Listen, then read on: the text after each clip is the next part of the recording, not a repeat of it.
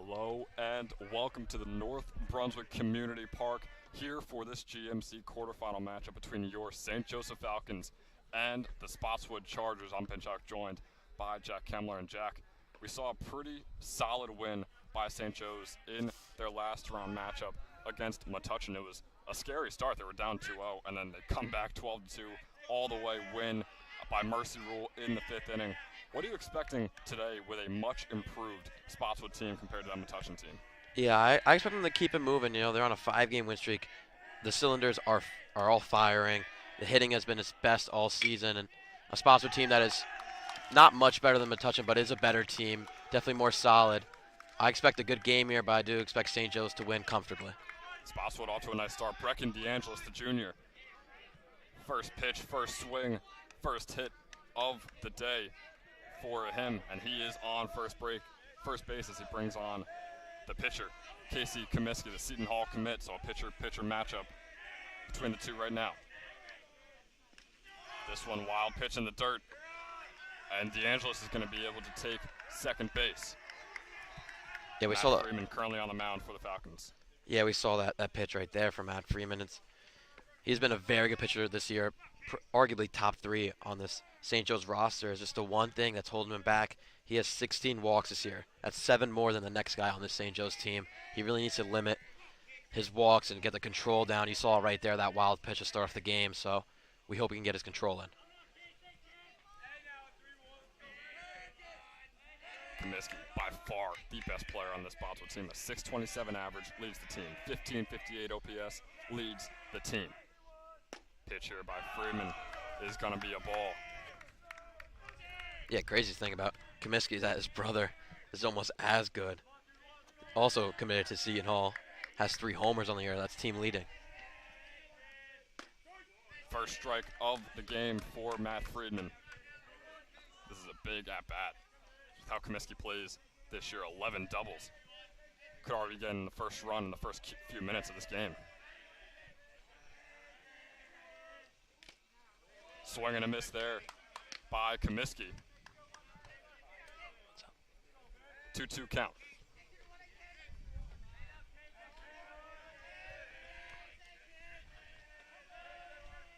Big pitch here from Freeman. Looking for it on the outside. Swung on by Comiskey. It'll be a single for the senior. And Casey Comiskey gets the second straight hit of the day to start off this game. And DeAngelis advances to third base. Yeah, Mark was setting up outside there for Matt. He just missed a spot through right over the middle of the changeup, and Casey got that good barrel. And Jack, you just mentioned him. Carter Comiskey, the sophomore, brought on here, third in the order. He doesn't look like a sophomore. He does not look like a sophomore. We don't know too much about the reclass as Freeman hesitates on the pickoff attempt. But Carter Comiskey, like you mentioned, Seton Hall commit. A lot of commits on this team. Similar to St. Joe's, another wild pitch is in the dirt. Casey Comiskey will advance to second base. DeAngelis will stay at third.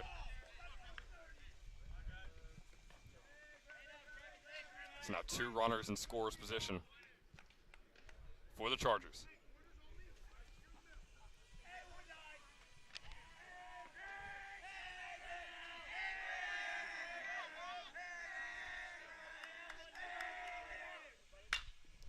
This one swung on by Comiskey. It's going to be right over to first base, over to Bobby Christensen, and get the first out of the day for St. Joe's. And that was a big one, with Carter Comiskey arguably being the second best batter as well on this team. It's a big out right there for Freeman to try and get some confidence back.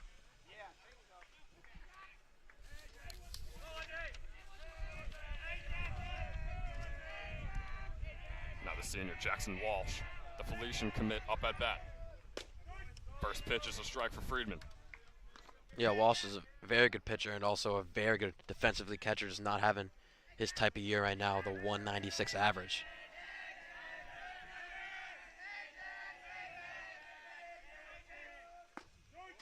That pitch low, but called a strike. So Matt Freeman starting to get things going here, but still in a really rough situation. One out, man on third and second.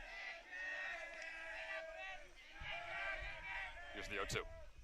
Swung on by Walsh, right over to Zamidi, who gets the out at first base, as well as the second out of the game. And Matt Friedman is getting hyped up situation. Still dire with 2 men on scoring position. But now St. Joe's just one batter away from narrowly escaping this inning without a run given up. Yeah, I mean, that's baseball fundamentals right there. Good play by Zamidi to field it cleanly, check down the runner at third, and make the out.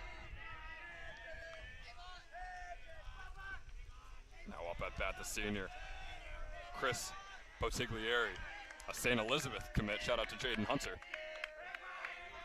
Botiglieri, a 227 average with a 609 OPS. Freeman's first pitch, yet another strike. I mean, Jack, this looks like a whole different pitcher than the first 2 batters for Matt Freeman right now. Yeah, it's just when Freeman starts off his count 0-1 or 0-2, that's when he's at his best. He can't start off his counts with balls, and then he just gets too deep in it, and he'll get a walker. He'll lose his control. Right now, when he's on with the strikes, he's on in the game. Second pitch for Freeman. Finally, a ball called for Matt Freeman. It's a 1-1 count here for Botiglieri. Oddly enough, leads the team in hit by pitches. We'll see if that's the case here. Here's the 1-1. That one just a bit too low for the ump's liking. 1-2 count now, or 2-1 count rather.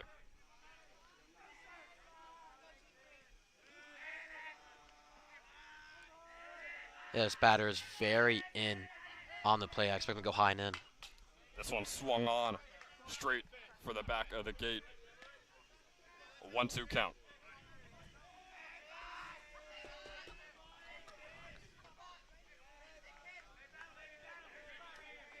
We apologize for the camera difficulties. We will get them right after this at bat. Botiglieri, here's the pitch by Freeman. That one swung on and goes right back to the cages once again. So the 1-2 remains for Matt Freeman.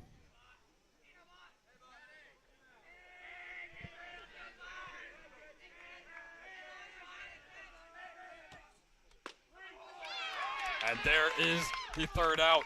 Matt Freeman with a strikeout on Chris Botiglieri. And Freeman was in the worst situation possible with a man on third and first and no outs. And somehow able to escape without giving up any runs. And Jack, we didn't mention it before because of how bad the inning started, but the birthday boy, Matt Freeman, is starting to get going here in the first inning. Yeah, big happy birthday to our St. Joe's media, companion, and that's a way to end the inning. We'll be right back. For the bottom of the first, the Seton Hall commit Casey Comiskey on the mound for the Chargers.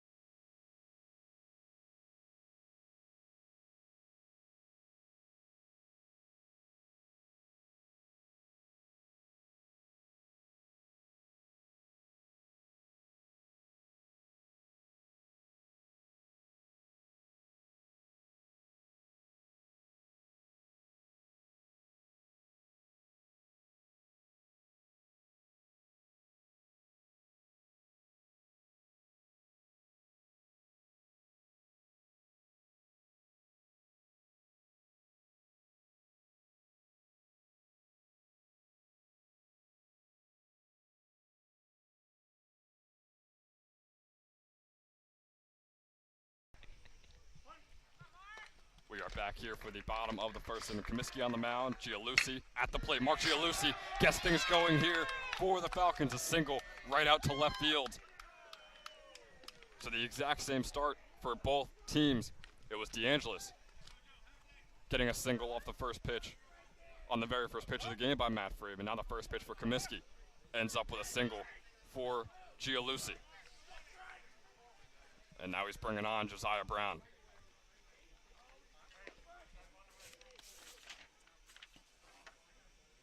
So Josiah usually switch hit at the start of the year. Lately, I've just been keeping it to the left side, especially to the lefty pitcher here. Looks like I think he's done for switch hitting this year. He didn't like how he hit on the right side, so he's just going to stick to the left. Yeah, it seems like he definitely made up his mind on which side he is better on. It's not like he's perfect on either side, so sticking with left. We'll see how it works here against the lefty pitcher, like you said, Comiskey. So the pitch swung on. There's contact. But it's a foul ball off to the right. Gialusi at first. Dangerous base runner for the Falcons. 19 stolen bases on the year, averages 1 per game. See if you can rack up one more here with this at-bat. Might as well test out the catcher's arm. Comiskey going to try for the pickoff there. You can tell almost any pitcher, whenever Gialusi is on base, is worried that he will automatically move on to second. Comiskey is no different.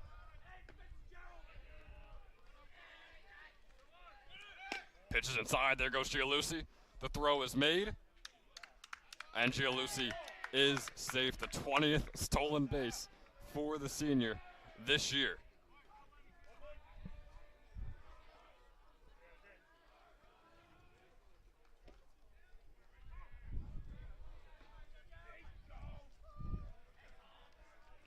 Gialusi on second. Josiah Brown still up at bat.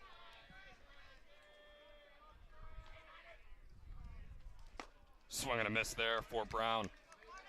That'll be his second strike. 1-2 count here for the super senior. Brown, a 321 average and a 973 OPS. Very, very solid year.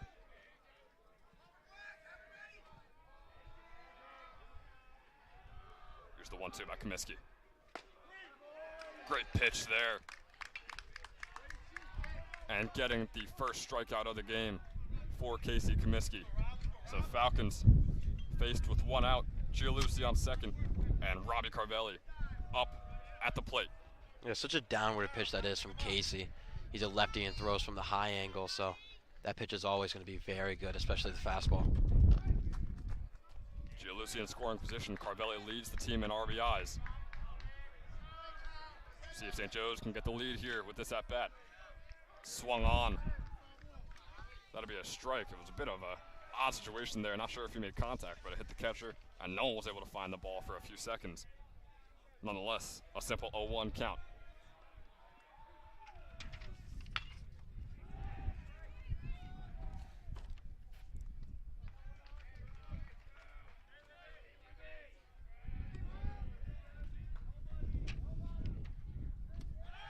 Gialusi is off to third base.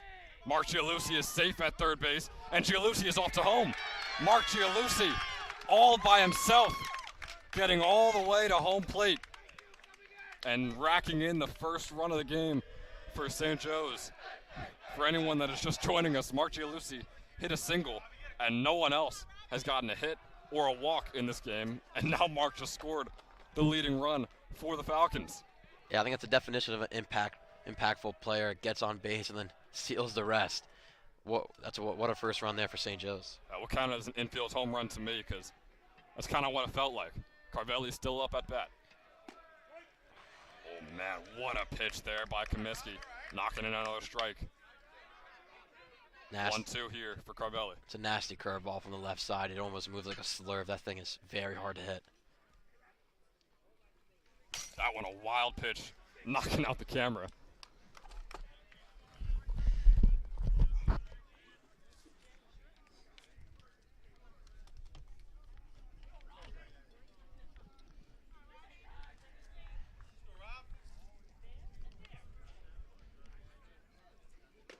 Bobby swings through that one and will take the strikeout there. 2 down for Kaminsky.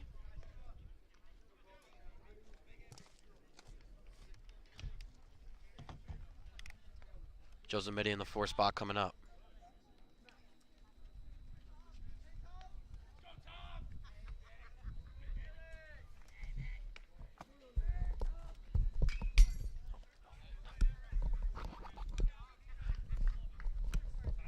Zamidi fouls that one back. Make it 0-1. Man, I'm getting real worried for the camera, Jack. It's only the first inning. We've had at least 3 or 4 worrying hits come right back towards us.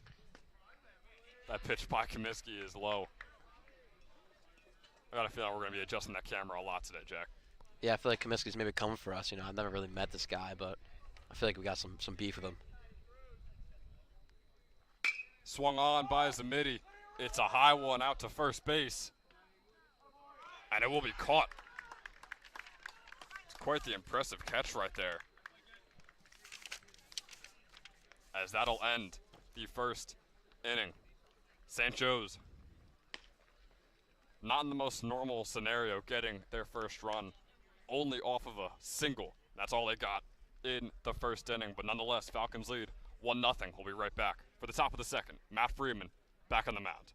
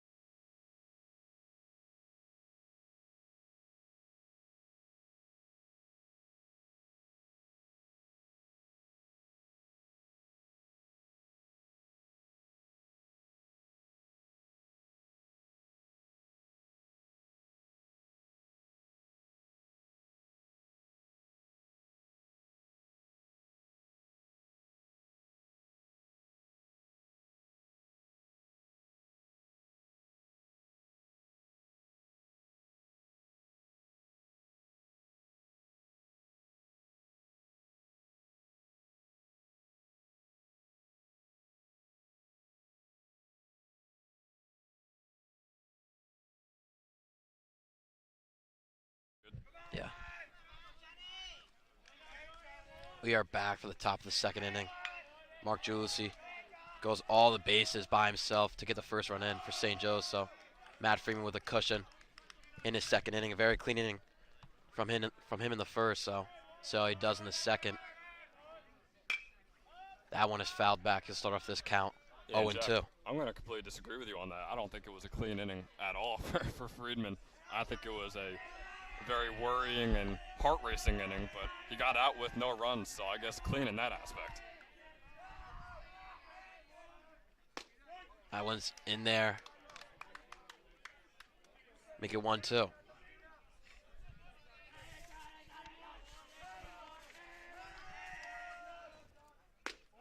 Just outside. Good look there for Freeman. John Lubin batting very well in the year at 360 average and 956 OPS from the sophomore. That one's popped up very high. Bobby at second base calling it and will make the catch for the first out of the inning. It's a good play by Bobby. It's very sunny out here today. Pretty gorgeous day. I'm not going to lie, but it can be tough to see some of those balls flying through the air like that.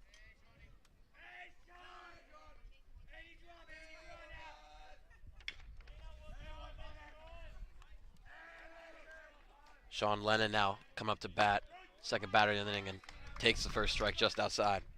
Yeah, and Jackson, I also want to add about Lennon, yet another sophomore out here for Spotswood. So if this is the start of a rivalry, we could be seeing some good teams from both of these squads for the next few years. Mirrored the same pitch there from Friedman, so 0-2 now to Lennon. Yeah, it doesn't look like Matt's going to try and repeat the first 2 batters he had. Very quick tempo there from Matt. We'll throw that one in the dirt.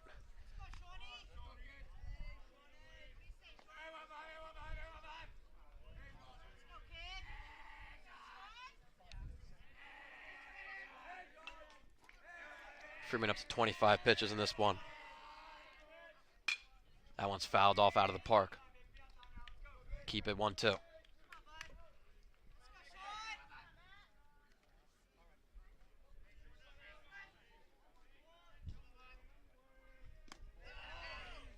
Good pitch there, but couldn't get Lennon to bite, so now 2-2.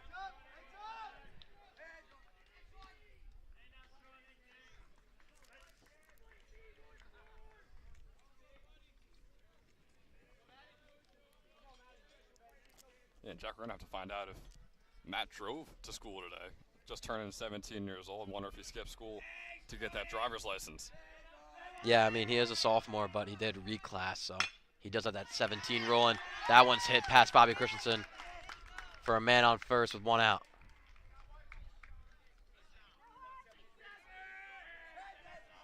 Yeah, that's a gorgeous hit there by Lennon. Was staring down a 1-2 for 3 or 4 pitches there, but still able to capitalize and get on first.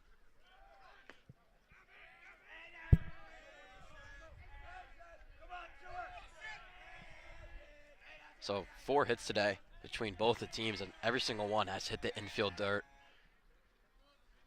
It's a very conservative game, I guess if that's what you want to call it, between the two. That one's in there for strike 1.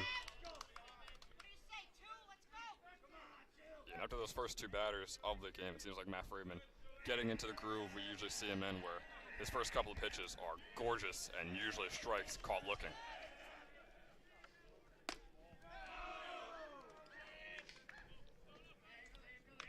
Right as I say that, there's the pitch inside for the 1-1. Freeman with 25 innings pitched on the year and a 1.68 ERA. 1-1 just in the outside corner. He's just been painting that all inning.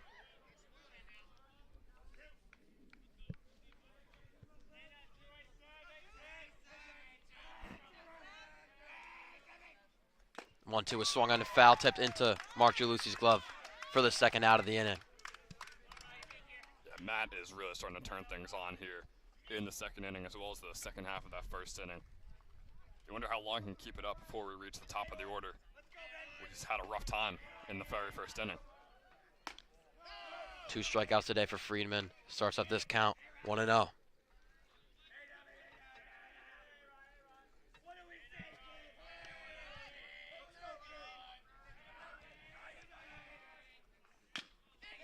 That one's slow chop over to Zamidi. He'll let it play, and it'll be fair. It was right next to the line. He wanted to let it see if it will go foul, but will not, so that'll be first and second now with 2 outs.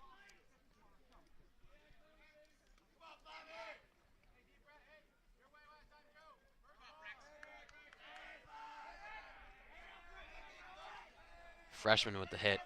Right there, Ryan Orth.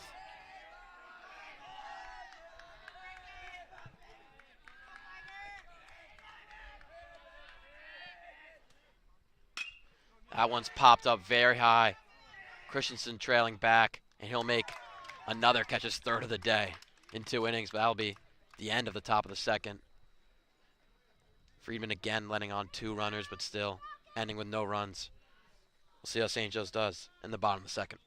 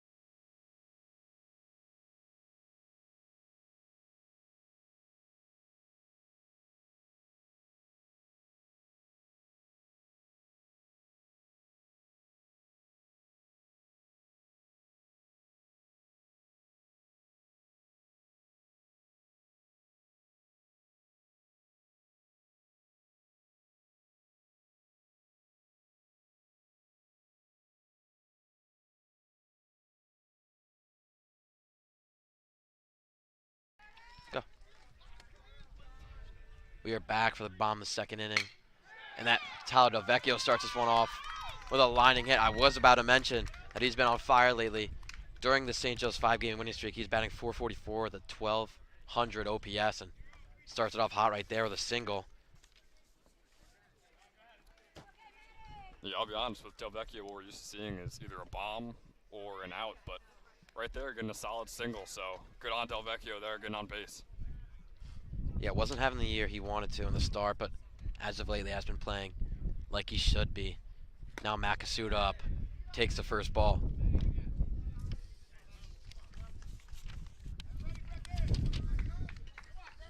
Kasuda on the air, much improved compared to how we started. A 279 average and a 903 OPS. That one's a little too inside. That'll make it 2-0.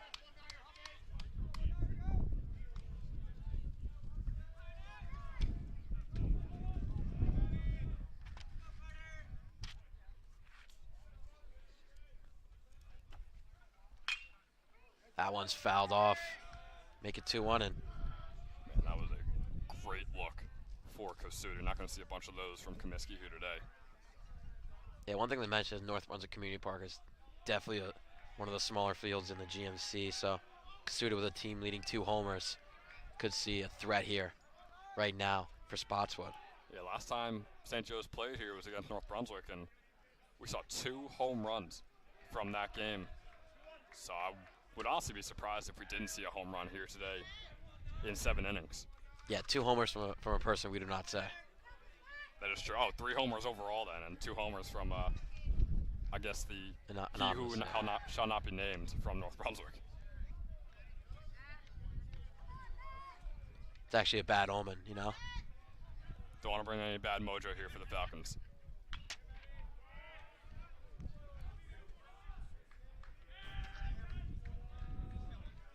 The 2-1 is swung on through by Kasuda. Shots are starting off this count 2-0. We'll get a 2-2 now.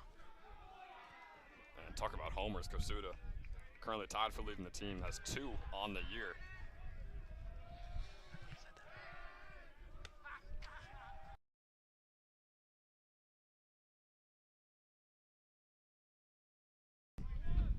Go. After the unsuccessful pickoff there, we'll still have a 2-2 count over to Kasuda.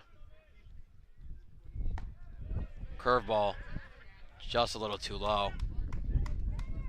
So we'll have a full count here.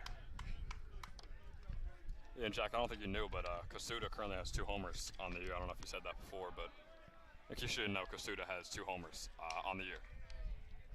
Oh, I thought he had more. That one is popped up down the right field center. And will make the catch. So that's 1 out down for Comiskey.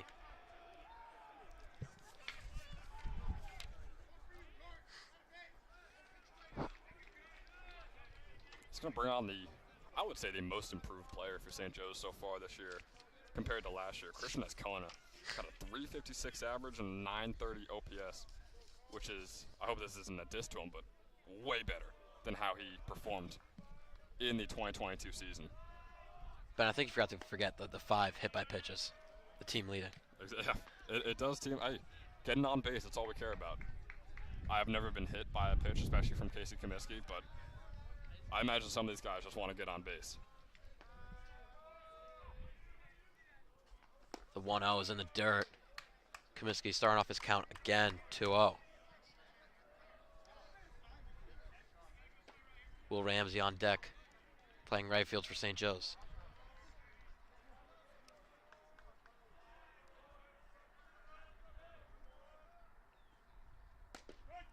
Just in the outside corner, good pitch there. Make it 2-1.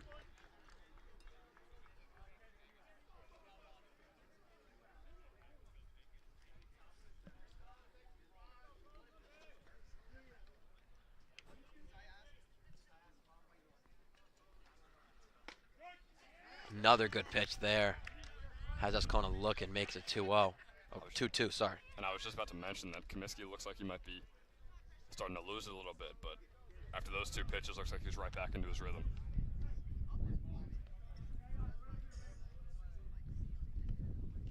That one is swung on in the dirt by Ascona. That will be a strikeout. Thrown over to second. Can't get the throw in, so DeVecchio advances over to second. 2 outs. Yeah, so you got the runner in score position. You got Will Ramsey out there right now. I think no matter who it would be at bat, it's unlikely that St. Joe's is able to get another run before this inning ends, but who knows? Crazier things have happened so far this season for the Falcons.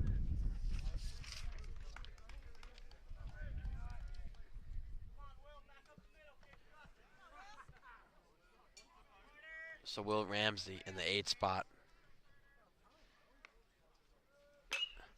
will foul that one out. As a man in scoring position. And St. Joe's, I would say, one of the most left-handed teams I've seen. I haven't really seen anyone that we've played against so far this year with more lefties. And going against Comiskey, a Seton Hall commit who is also left-handed, is not the best formula right now for the Falcons. Nonetheless, holding the lead. 0-1, a little too outside.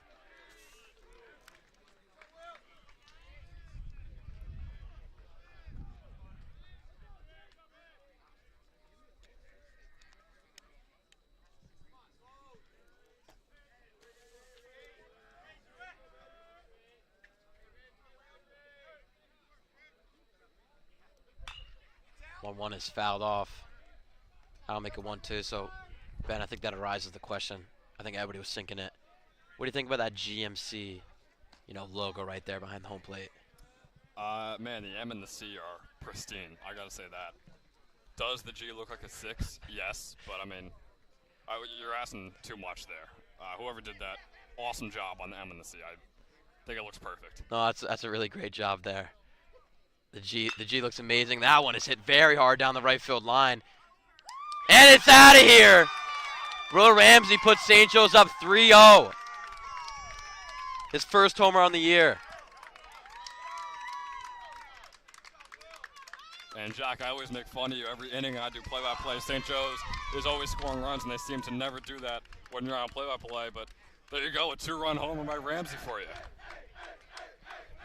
So with 2 outs, man on second, Will Ramsey comes through. Not having the year he wants, but that's when you want to have your moments right here in the GMC quarterfinals. Puts his team up 3-0. I would like to go back to what I said before and kind of go at myself here when I said it was highly unlikely that St. Joe saw any runs scored by Delvecchio right there. And they did see a run by Delvecchio, as well as Ramsey. I said crazier things have happened, and that's about the craziest thing that could have happened right there for St. Joe's. Yeah, definitely unlikely, especially with the lefty-on-lefty, Comiskey to Ramsey. We'll have another lefty-on-lefty to Bobby Christensen, the sophomore, who fouls that one off. Now it's an 0-2 count. And I gotta say, St. Joe's is getting a lot more contact than I would have expected. We mentioned how many lefty-on-lefty matchups there's going to be here today, as well as just how good of a pitcher Comiskey is. But although not all of them are always in the field to play, a lot of contact so far for the Falcons. 3 fouls in a row for Bobby Christensen, still have an 0-2 count. And hey, I always love to say this. If anything, all these foul balls are just getting that pitch count up for Comiskey and tiring that arm out.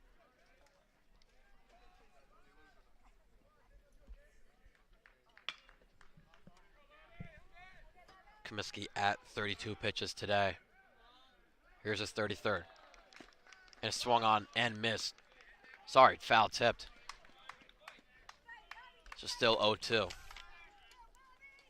Yeah, but Tiglieri barely unable to catch that one, so the at-bat's going to continue here for Christensen.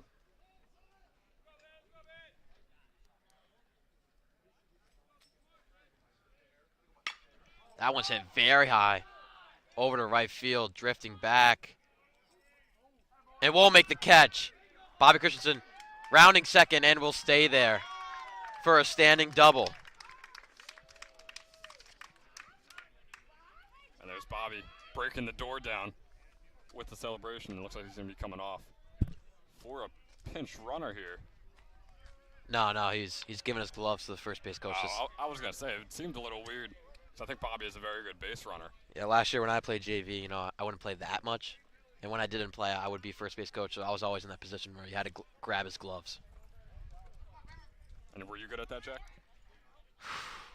You know, I feel like I was better at other things in the first base coach spot. Definitely, you know, when my guys were on first and I was letting them know when the pickoff move was coming. That one over to Gianluigi is fouled off. You gotta appreciate Mark right there. You could tell, definitely aimed around our camera. Didn't want to hit it. That was definitely on purpose. So, props to Mark there. Looking out for our $20 Amazon USB camera.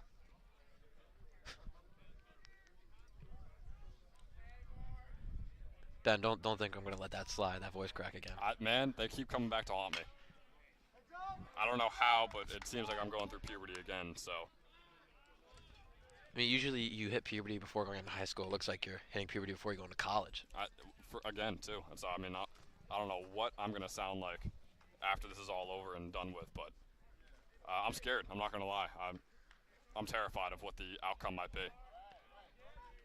On that note, congratulations on Syracuse. You know, what does suck is that you're not going to be able to call baseball games from there since it's way too cold.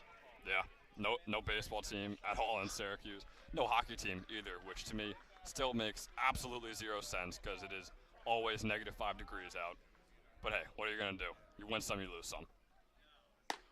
That one's a little too high. Now 1-2.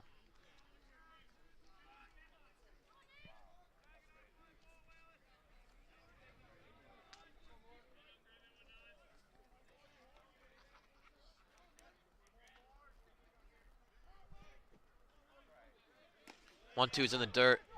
Bobby going over to third and will get there safely. So now man on third for Mark Gianluigi. Yeah, Mark 1-for-1 on the day. We saw him in that first inning. The very first pitch, he got himself a single and then made his way all the way around the bases without another hit or walk.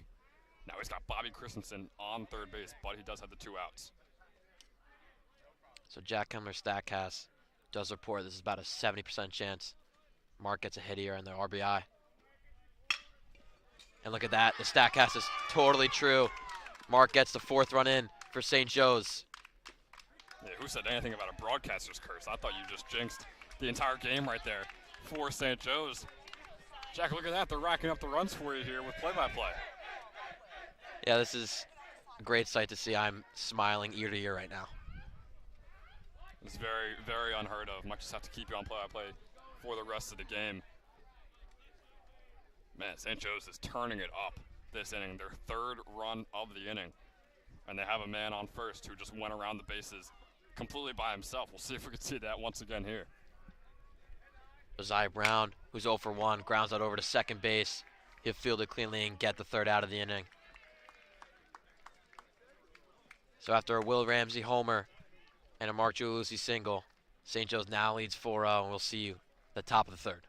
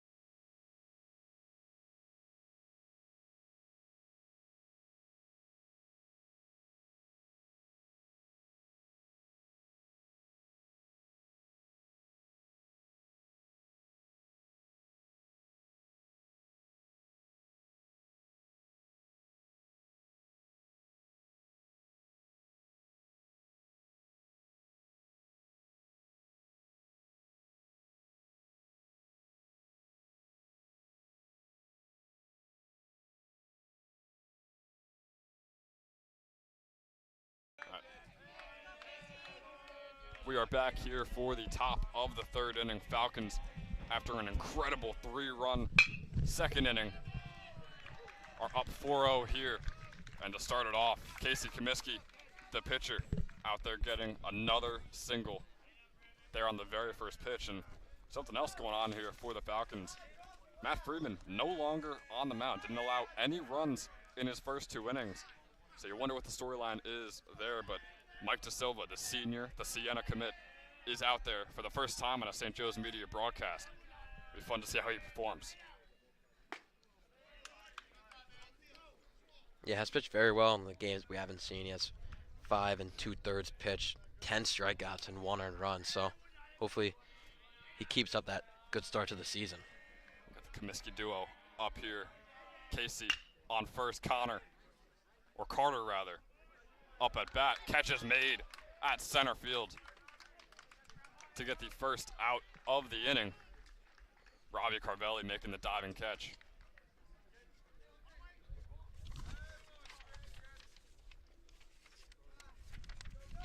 So Casey remains on first.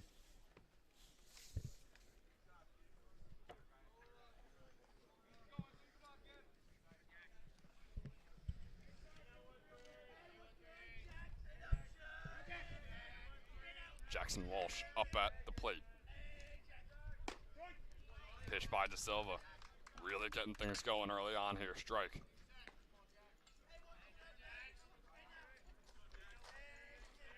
I expect him to keep these pitches low, try and get a ground ball over to the middle infielders to turn 2. Good pickoff attempt there by DeSilva, unsuccessful. Jack, we have yet to see a successful pickoff attempt in any game that we've broadcasted here for St. Joe's for either team as well. Yeah, I mean, varsity baseball, you're so locked in. You don't want to be that embarrassment to get picked off, so it's such a hard thing to do at this level. Bit of a wild pitch that Joe Luce is still able to get behind. So now Walsh facing a 1-1.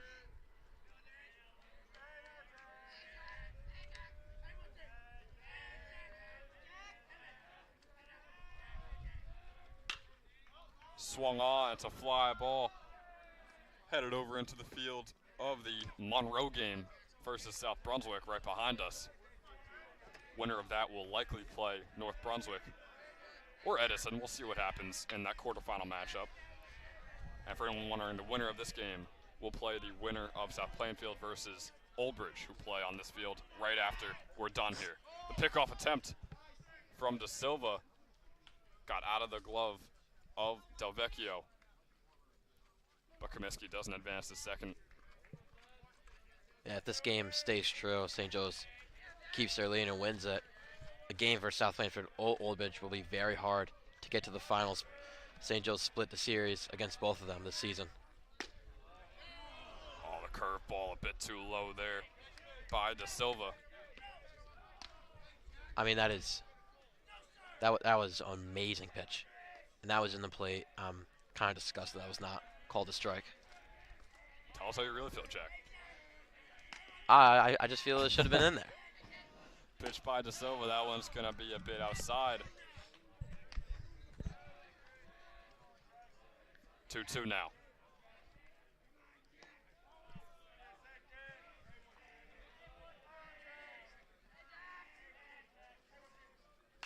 Swung on, hits the top of the cages. Camera is good enough for the moment. You can still see the GMC. You can see, yeah, or the 6MC, however you want to say it. Come on. What are you making fun of it for? That's a G. I see a 6. It's the black and blue dress or the white and gold or whatever that trend was. Oh, another great pitch there. And Jack, I'm very confused at what just happened. Well, it was swung on by Walsh, and it was a foul ball to the top of the cages, and then 2 balls fell down. Yeah, earlier in the game, one of the Spotswood hitters hit a foul ball so hard it got stuck in the fence, so that foul ball created that ball to also come out, so 2 balls came out. Very, very confusing stuff out here at the North Brunswick Community Park. Glad you cleared that up for us. Of course, my forensic analysis, from Mr. Shadid always comes in handy. Shout out to Mr. Shadid. Got an email from him, very heartfelt. Got the personal email of Mr. Shadid too. Very excited about that. Big things coming. This pitch by De Silva is a foul ball out to right field. And it just barely goes over the fence. St. Joe's unable to get to it. What do you mean big things coming? You mean his he's gonna be welcoming a new son or daughter into the world? Yeah, and it's coming. I believe it is this week. This week it's coming up. Next week. Or next week. Okay. Yeah. I thought it was this week because I know he's missing our graduation. I do believe my inside sources do say next week. Got it. Thank you, Lorenz, for that info. Pitch by De Silva is low. That'll be his first walk of the game.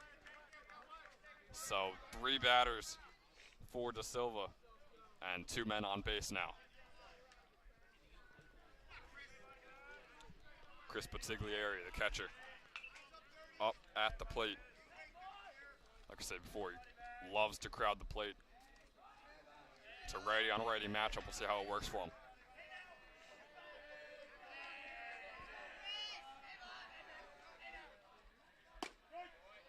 First pitch is a strike for De Silva.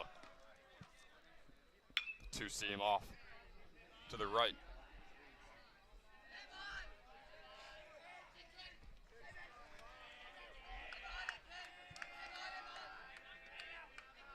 Here's the 0-1.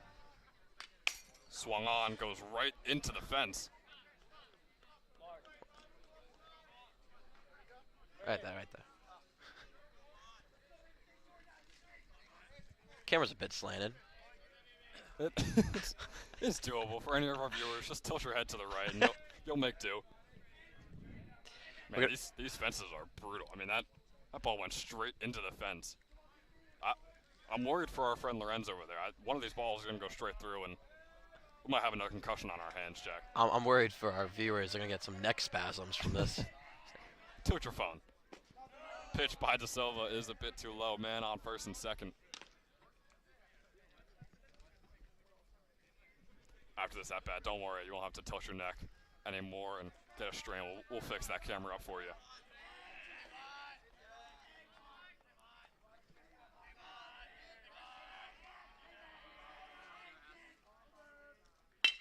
Swung on by Bottiglieri, almost caught by De Silva. Instead, the bases will be loaded. Comiskey will not go home. Ball ends up with Gianluci at the end of that play. And we have a situation on our hands for the Falcons. And a big opportunity for Spotswood to get back in this game early. Mark is going to take a quick time to talk with his pitcher, and we will also use this time to fix up that camera for you. We'll be right back.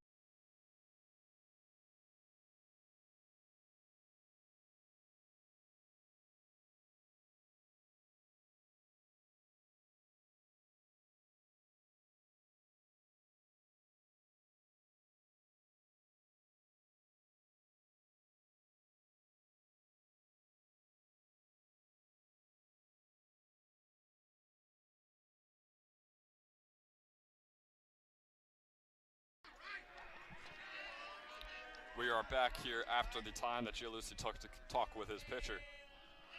John Lubin, the sophomore, up at the plate. Bases loaded. Swing and a miss on the first one was a fastball right down the middle. Yeah, Lubin was very behind on that pitch. I don't know if he was expecting the heater, but I feel like De Silva's going to stick with the heater now. You got to blow off some rust, especially you go against Friedman in your first at-bat. Now you got a whole new pitcher. Second pitch in the dirt. Good recovery by Gianluci, able to get under it. And Lubin, this is a high-intensity situation here for just a sophomore. He has batted very well, 360 on the season, like we mentioned before. But I'm not sure how much that means in a situation like this. Swing and a miss, comes right back for the plate. Camera, once again messed up. We apologize to the viewers. Once again, after this at-bat, it'll be all fixed up for you.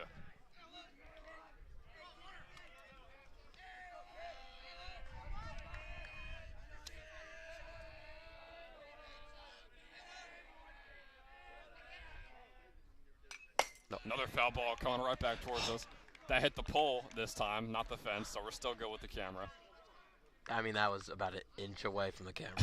Jack, I'm calling it right now. That Amazon camera will not last the entire game. It will be in shambles come the 7th inning. Yeah, I think we're going to go to radio after this. Go back to our roots of St. Joe's Media. Shout out Max Chadwick. Nice pitch there from Matt Da Silva, getting the strikeout on the sophomore John Lubin. 2 outs, bases loaded. This is pretty much as electric as it gets. Sean Lennon, another sophomore, up at bat for the Chargers.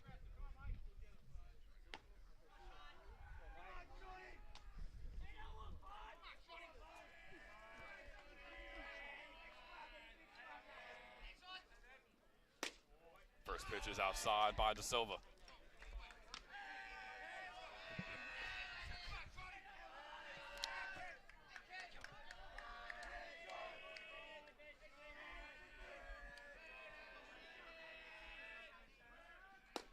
Second pitch for Lennon is called a ball.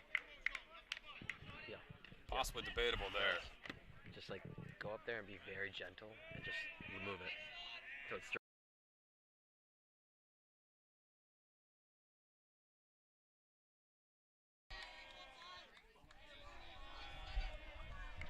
big shout out to Lorenz for the camera help there. Swung on by Lennon over to the shortstop Josiah Brown.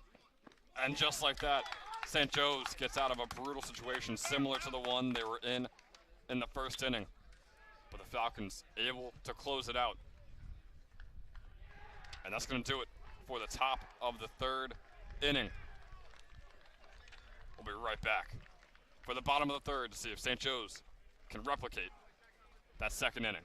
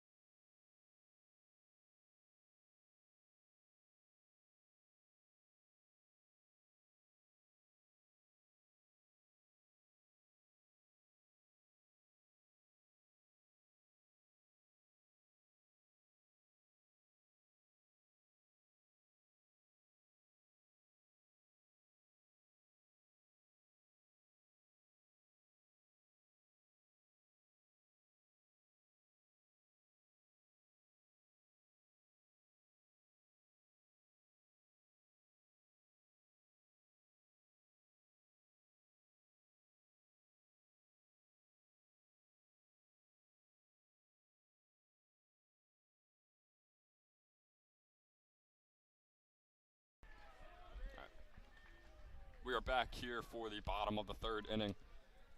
St. Joe's 3rd in the batting order here with Robbie Carvelli. Is that one gone? No, very anticlimactic there. That is my fault. It was maybe 5-10 feet away from being gone. But the left fielder able to make the play for Spotswood.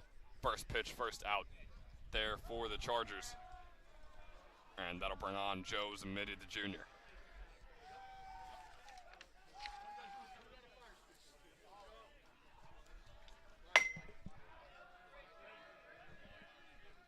First pitch, foul ball, camera still intact, hit off the pole. We're still surviving out here, Jack. We're still good with this camera. Yeah, I'm gonna take bottom of the 4th. The thing goes. I think we make it to the 6th, and then it's done for. We'll see what happens. So the 0-1 count here for Zamidi. Make that a 1-1 after high and off to the right by Comiskey. Comiskey just a 1.7 ERA on the season, and now he's got 4 runs in 3 innings and a 2-1 count. That was right down the. What is happening here? That was rough. I'm not gonna lie. I saw it and I was like, oh, maybe that was a good call. It was not a good call. That was that was a perfect pitch. So was that, and now that one will be called a strike. So a 2-2 count here for Zamidi.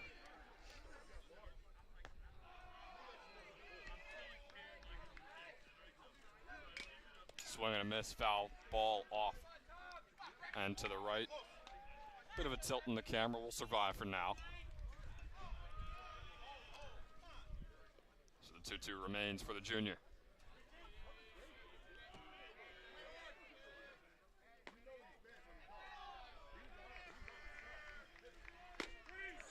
That one off to the right, but called a strike. So that'll be a strikeout. His first of the inning for Casey Comiskey. Comiskey leads the team in every notable pitching stat. Innings pitched, least hits per inning pitch. He's got 8 walks, or only 8 walks rather. 38 strikeouts before today, well over 40 now. And the first pitch against Tyler Delvecchio is a strike.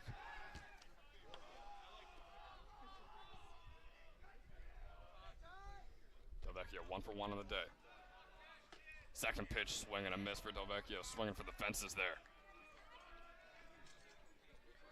Yeah, Comiskey coming on as of late this inning has been pretty stellar.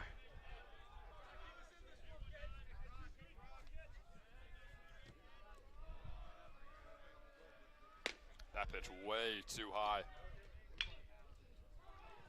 So a 1-2 count here for the senior Tyler Delvecchio. Has the most strikeouts of any batter on the team.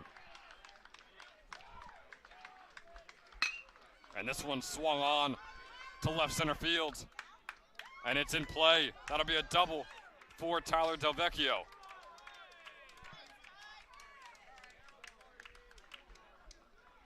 And it looks like we're going to get a ground rule double. That ball bounced over the fence. But nonetheless, Delvecchio, incredible start to this game. 2 for 2 now with a double. And with 2 outs. And a man on second, Matt Kosuda, is up at the plate.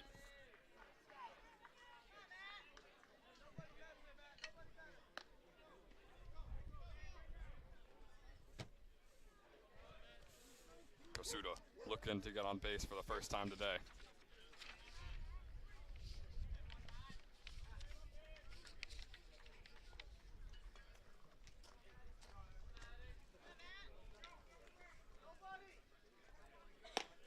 That pitch way too high to start things off here. Yeah, St. Joe's has just such power threats in this 5 and 6 hitting spot with Delvecchio and Kosuda. Both have team leading 2 homers on the year. Yeah, arguably the strongest guys on the team as Kosuda swings this one looking like it's going to go right into the Monroe field.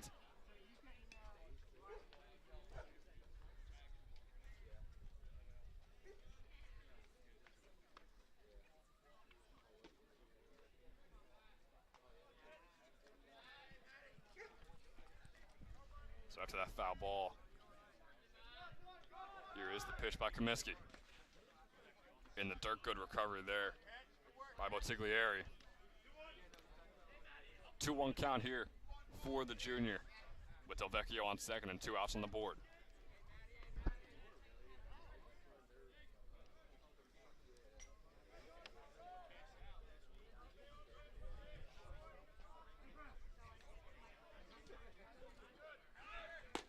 That pitch was on the inside. There was a great opportunity for Bottiglieri to throw it to third, but Delvecchio seemingly too quick for him. And just like that, a single is all St. Joe's needs to extend their lead to 5. Yeah, sometimes as a pitcher, you kind of forget about that guy on second base since he's right behind you. You don't really have eyes there, so I think he was taking a very big lead and got over there pretty easily. That pitch low and is going to allow Kosuda to get on base for the first time in this one. So a man on first and third as Kona now up at the plate. And Bottiglieri is going to talk with his senior pitcher, and we'll take a short break.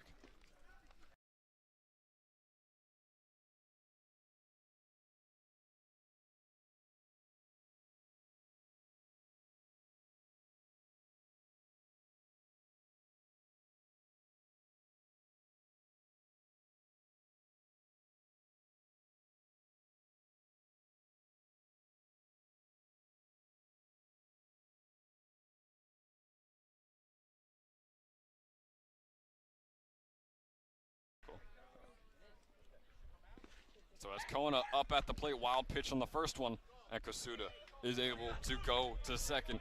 2 runners in scorer's position here for the senior Christian Kona. Yeah, the game could really explode here with any type of hit. Adding to that lead right now, especially with a big 4-0 lead, would be huge for St. Joe's. And Cohen's is looking for his first hit on the day.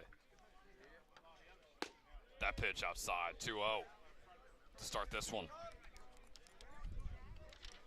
And Jack, I know how good Comiskey is, the Seton Hall pitcher, but do you start to think about taking him out, especially if St. Joe's extends their lead here in the bottom of the third?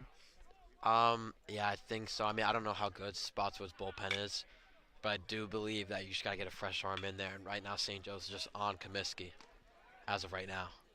As Kona launches this one off to the left for a foul ball, so a 2-1 count now.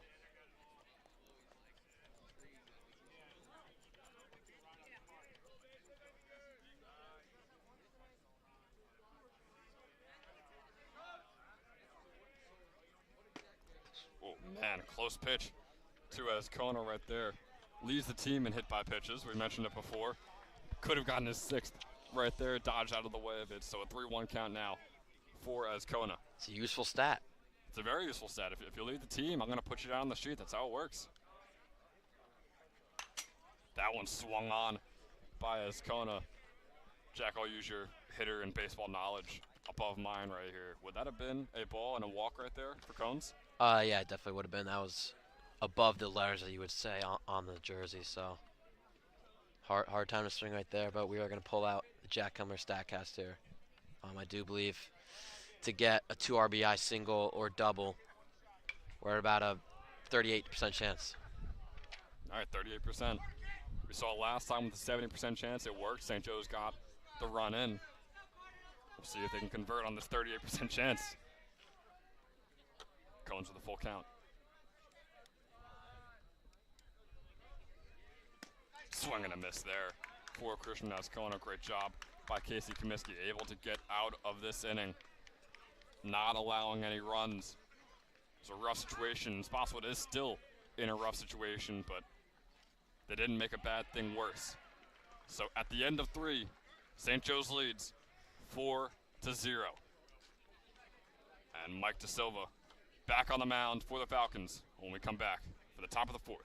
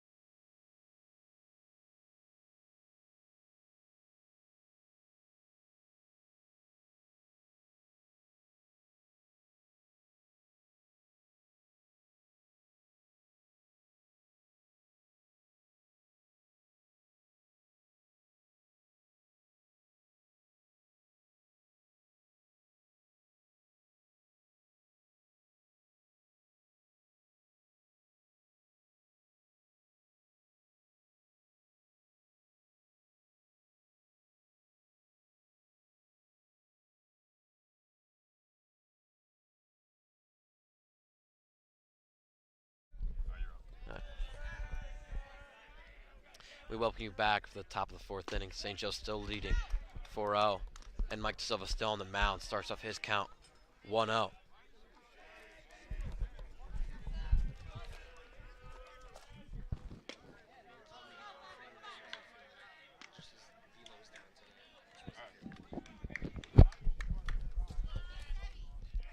So Saraceno up to bat now for Spotswood. And will line that one foul. Good contact, just going into foul territory. And Jack, while we have some time here between pitches, I want to report from our inside source, our Adam Schefter, if you will, Lorenz, off to our side. Just came back from the dugout of St. Joe's, said that Friedman just wasn't feeling it. He said the velo was down, wasn't pitching like he felt he should. Even though he didn't allow any runs in those first 2 innings, he just felt that he wasn't doing the best for the team. So that is why Freeman came out, and De Silva is currently on the mound. De Silva with a good strikeout there to Saraceno. Was about to mention that Saraceno was a team leading 17 strikeouts this year. Not the greatest. That'll make it 18 right there. From our inside source, Bukowski, good to him to mention that Freeman is being not a hero today. He's sticking up for the team. He knows that he's not pitching his greatest, and he just gave it off to De Silva. Good team player right there.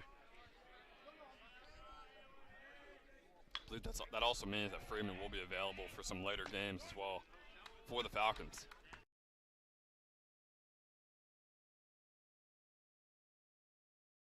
The water in my mouth.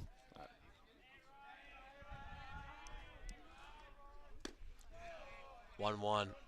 Little too outside.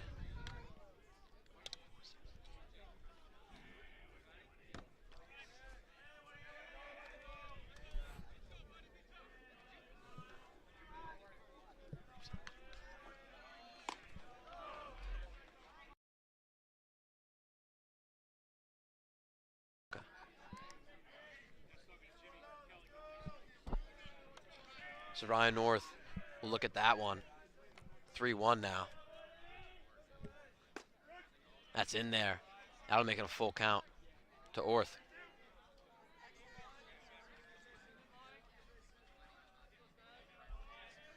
Yeah, Orth, the only freshman out here for both teams. Full count is hit over to Del Vecchio, and he'll make the play for the second out of the inning.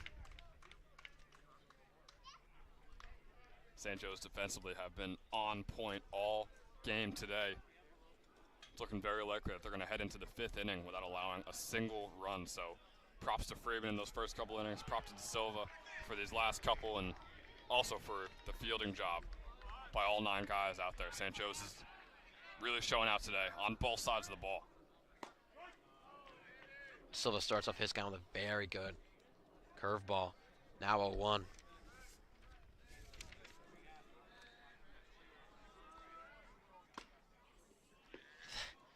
That fastball swung on through and fouled. Make it 0-2. And that fastball had a lot of tail on it. De Silva really feeling himself right now. Yeah, and Jack, De Silva currently averages 2 strikeouts per inning. I know he's only pitched 5 innings so far this year, but he's got 10 strikeouts as well as only 1 earned run. That one, it'll just missed the plate. So, make it 1-2.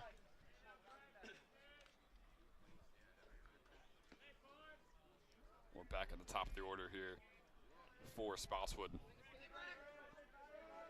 This is DeAngelis' 3rd at-bat of the game. The 1-2 to DeAngelis is swung on. Gets sorted there for De Silva's 3rd strikeout of the game. Does it with authority is De Silva, and he'll end off that top of the 4th. And we'll see if St. Joe's has to add any more insurance runs in the bottom.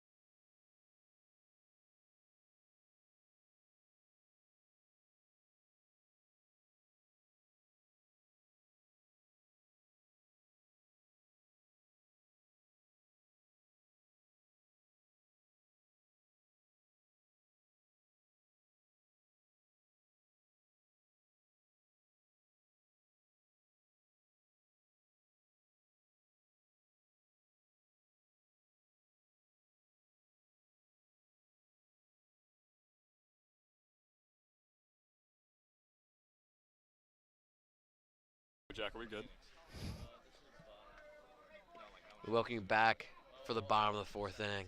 Will Ramsey come up to plate for St. Joe's, had a 2-run homer in his last at-bat. And now the pitcher. I think we got a nosebleed going on the field, Jack. Yeah, run it back to Matt Harvey in 2013 with the Mets. Also had a nosebleed during his start. Now Carter Comiskey. And I was just about to mention, we saw Jackson Walsh walk right by us and is going to practice throwing over there. Seemingly to come in for Comiskey soon, but maybe we see him right now. I'm not sure if Comiskey will be allowed to continue play while bleeding. Oh, he's got an ice pack though now, so I don't know if it's a nosebleed. Maybe he got hit in the nose. We aren't doctors here. We'll take a short break as we see what will happen to Comiskey.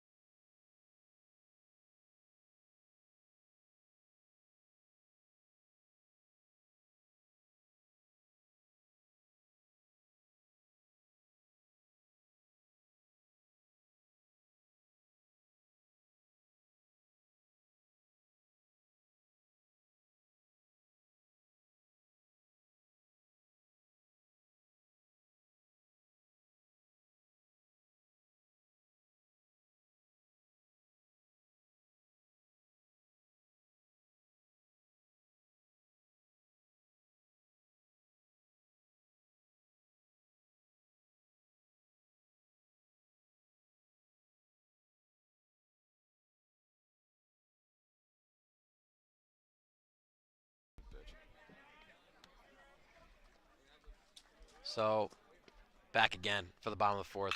First pitch thrown by Comiskey, who stayed out there after his nosebleed.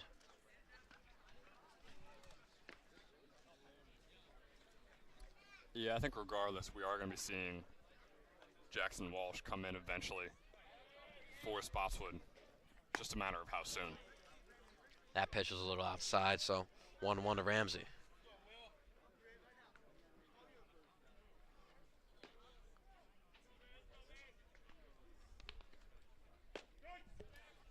That one in there. 1-2 now.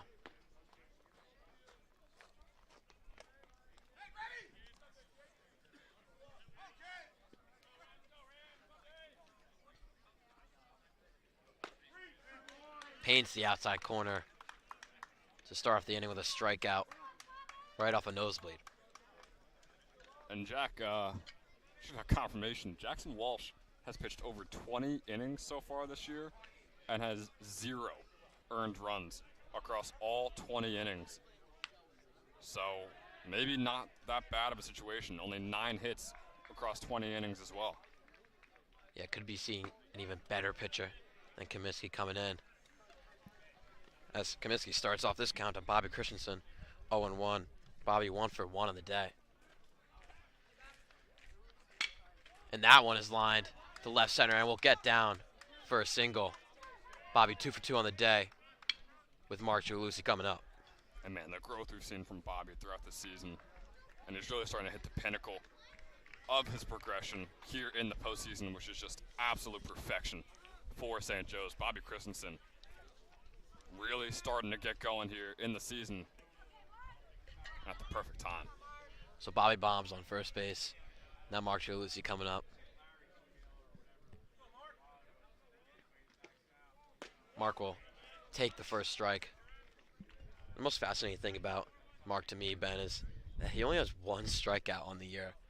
To have the most at-bats and have only 1 strikeout is kind of mind-blowing. It's absurd. I think he's probably around 65, 70 at-bats on the year, too. So, I mean, it just shows you how smart he is. Good pickoff move there by Comiskey, and he'll get Bobby out at second. Looks like Bobby was going to steal that play and then caught it with the pickoff move. So now 2 down, no men on. Yeah, Jack, we said before, we have yet to see a pickoff be successful so far this entire season. And there's the first right there against Christensen on first. Did you get your wish? You got Bobby off first base. I'm not going to say it was my wish to see a St. Joe's out, but it happened. That one's fouled off. Out of the park. So 0-2 now to Mark.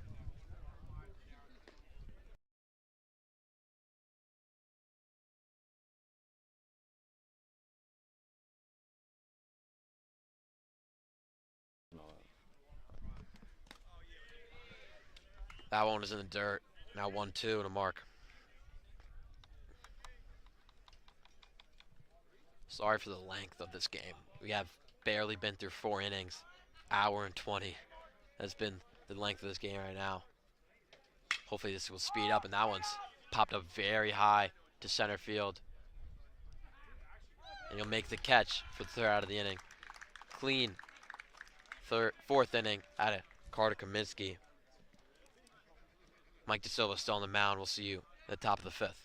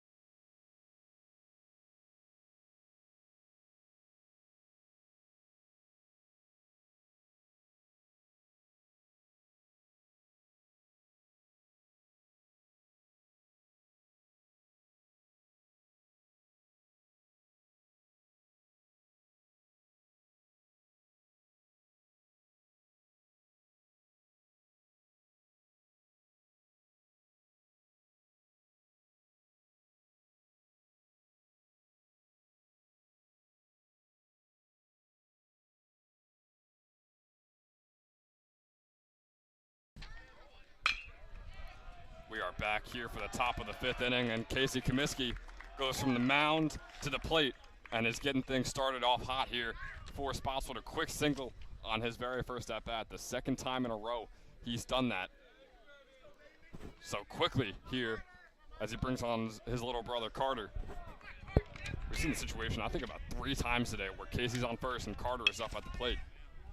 Yeah, a little battle there between him and Mark, trying to see who the best player is. Mark 2 for 3 on the day. Casey 3 for 3 on the day. So currently Casey having the better day. There's a possibility that could be a battle at the end of the season for GMC and maybe even New Jersey Player of the Year. So that'd be really fun. Swing and a miss there on the first pitch from DeSilva.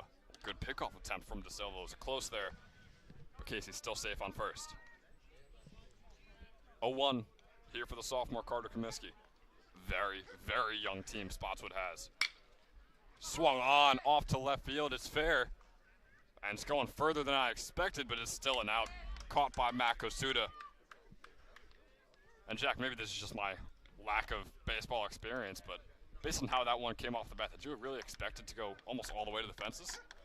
Yeah, you know, balls travel sometimes, and it's hard to explain that one. But it sounded like good contact there. It just kept, traveling. On a very hot day, the ball travels more. I think that's probably the best thing you could tend that to.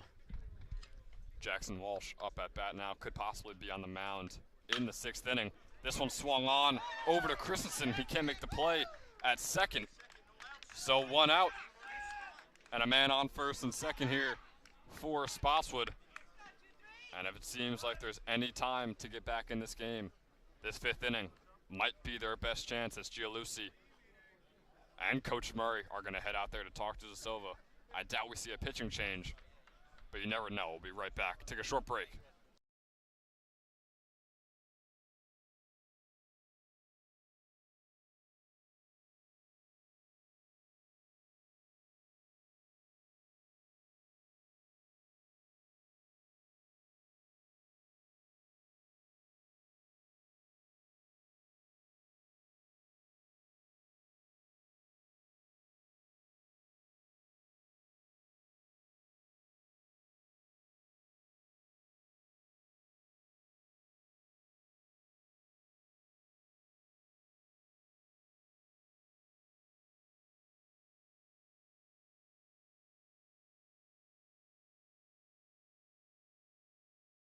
That could be true.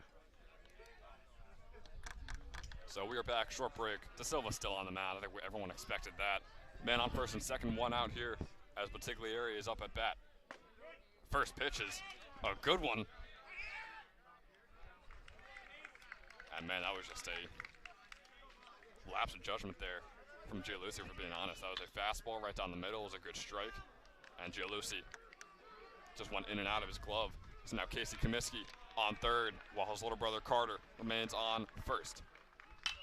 Bottiglieri sends another one into the Monroe field. They must be getting sick of us here on field one.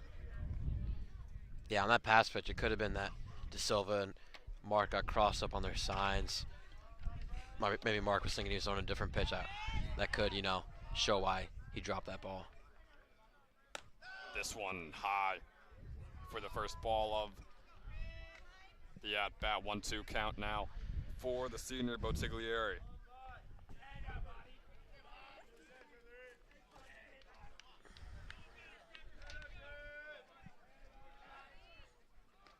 That pitch hits Bottiglieri, who mentioned it before. He leads the team in hit by pitches. Racks up another one to get the bases loaded here for the Chargers. Bottiglieri on first. Jackson Walsh on second. And Casey Comiskey on third.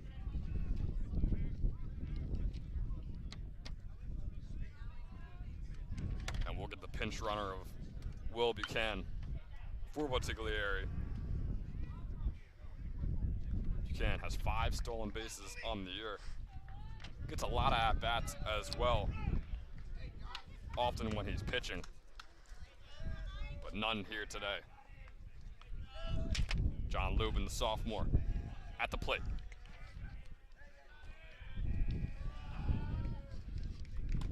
That pitch outside once again, in and out of Gialusi's mitt.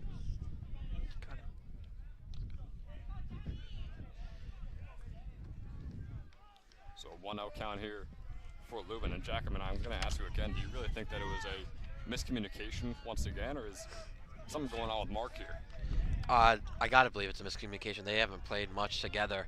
This is their first year together, so that could definitely happen between these two. This one swung on, hits the top of the cage, giving us a 1-1 count here for the sophomore Lubin.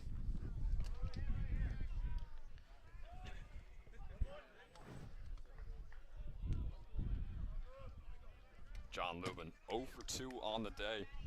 Had the bases loaded in his last at-bat. Swung and a miss there for Lubin.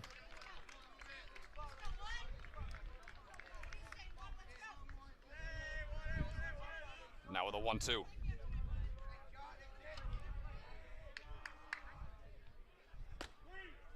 And there is the strikeout, a massive one for De Silva.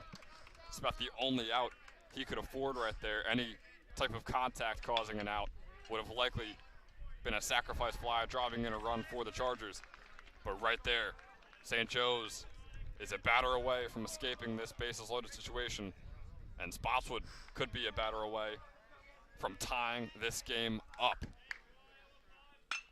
This one swung on high into the air, swung by Lennon, and caught by Josiah Brown. St. Joe's has done this multiple times today, escaping a nightmare situation as they maintain this 4-0 lead. We'll be right back for the bottom of the fifth. Falcons lead 4-0.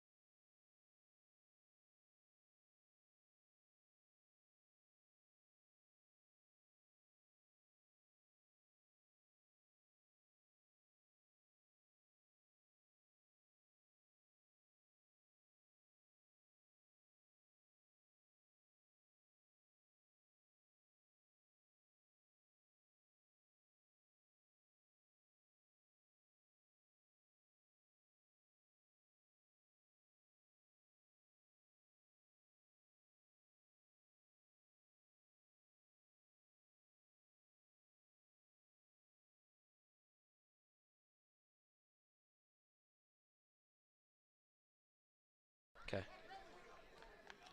We are back here for the bottom of the fifth inning. The senior or super senior, whatever you like to prefer, Josiah Brown up at the plate. That first pitch, bit outside. 0-1 count.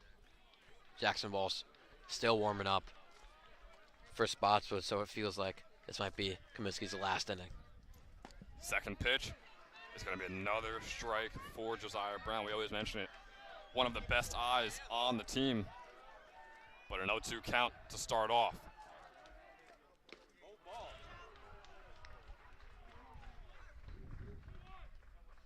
That pitch way too high.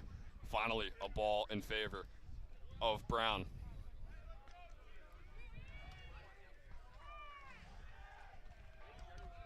So here's the 1-2 for the Manhattan commit.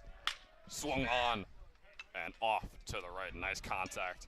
Great sound as well, but not in the field of play there for number 9. New inside source here. Myself, I just saw De Silva walking back from the bathroom. No arm sleeve on anymore. He looked kind of defeated, so might be the end of his pitching appearance.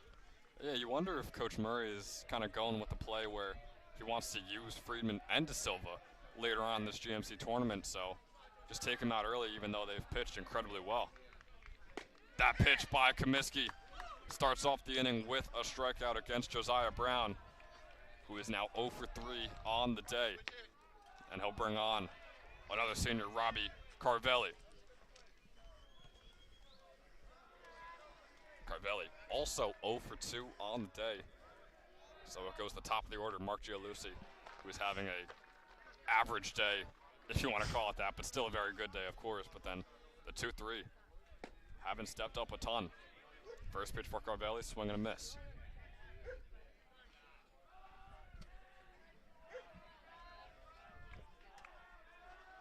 Casey Comiskey nearing 80 pitches in this one. Second pitch is a strike by Comiskey. We figured his arm would be tiring out later on in this stage of the game, but it's really starting to turn things up here in the fifth. That pitch finally in the dirt, same start as the last batter against Josiah Brown, 1-2 now. I think getting a runner on right now for St. Joe's would be huge, especially with Zamiti coming up, and then that deadly duo of Delvecchio and Kasuda, who've been playing very hot as of lately. This one swung on, hits the back of the fence, avoiding the camera. We're still all good for anyone worried. So the 1-2 count remains with an out.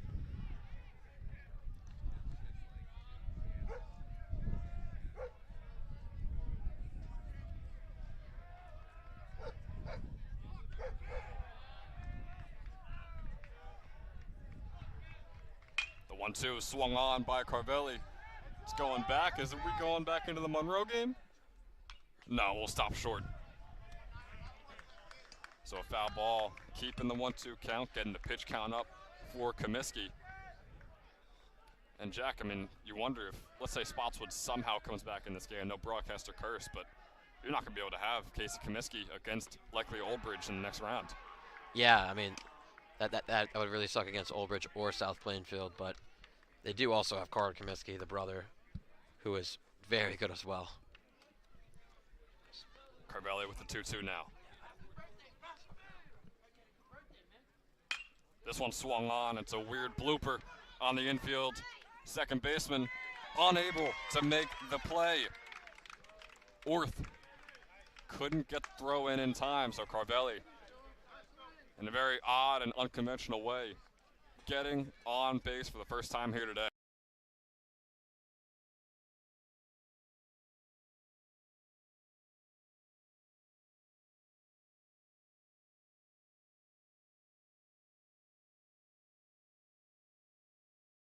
Carter? Yes. You just realized now? This one swung on by Zamidi. It's going to be a fly ball out. So 2 outs.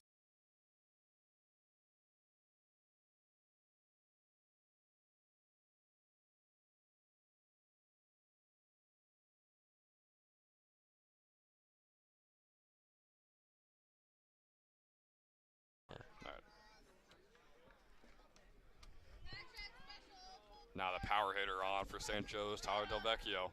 Pickoff attempt by Carter Comiskey over to Carvelli, unsuccessful.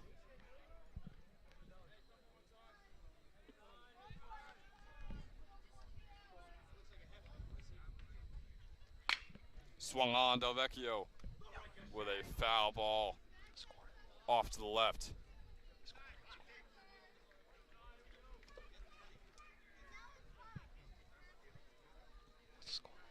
And for anyone possibly wondering, this is Carter Comiskey, the sophomore, on the mound. It has been Carter Comiskey.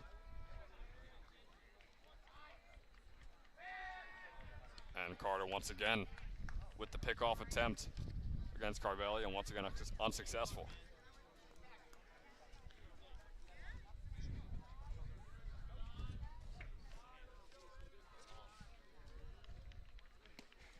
Del Vecchio almost hit. Camera wasn't hit, but the fence was. Carvelli takes second. Camera is slanted. A lot going on that play.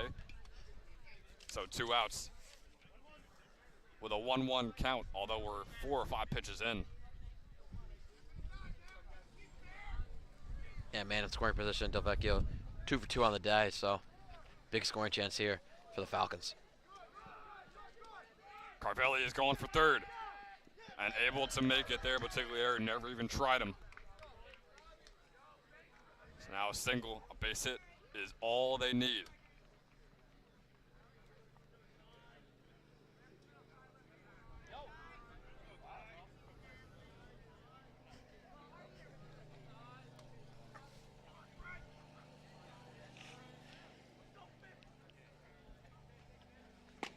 Swing and a miss there from Del Vecchio. 2-2.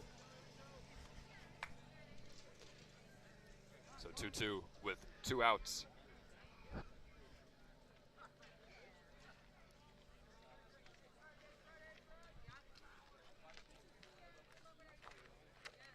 That pitch, a wild one. Carvelli thought about going home, but Potiglieri able to get behind it. Full count now, 2 outs, man on third.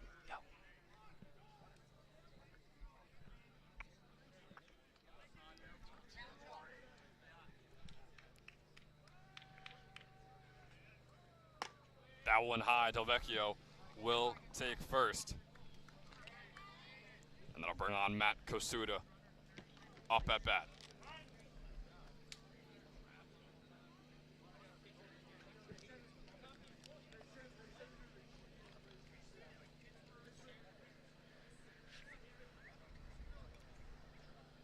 Kosuda 1 for 2 on the day when it comes to getting on base. No hits yet, but he did have a walk.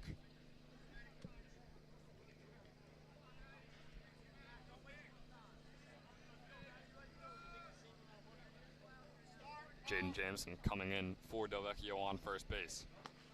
First pitch is a wild one. Jameson is off at second. And just like that, 2 runners in scorer's position with 2 outs. Kosuda up at the plate. And a lot of possibilities here for the Falcons.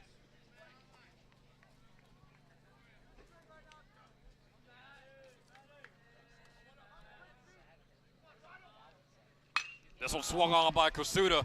It's a far one, and it is gone for Matt Kosuda. I mentioned all the possibilities, and that is the best one. Matt Kosuda getting his 3rd homer on the year and giving St. Joe's a 7-0 lead in the bottom of the 5th inning against Spotswood in the GMC quarterfinal round. St. Joe's is looking in prime postseason form right now. It's just the deadly duo of Delvecchio and Kosuda both combined. 6 homers on the year. It's just an amazing stat between these two. They are just playing so good as of lately. You mentioned it before, Jack, is that power duo that St. Joe's has had. Really turning it on lately, and especially in this game. 7 runs for the Falcons against a Seton Hall pitcher, I might add.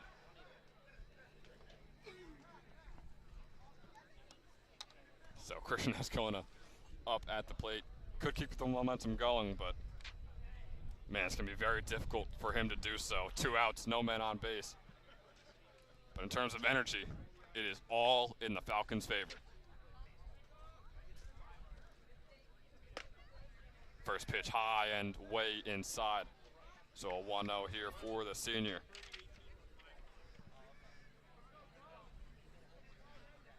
He's going 0 for 2 on the day. Second pitch hits him in the right arm.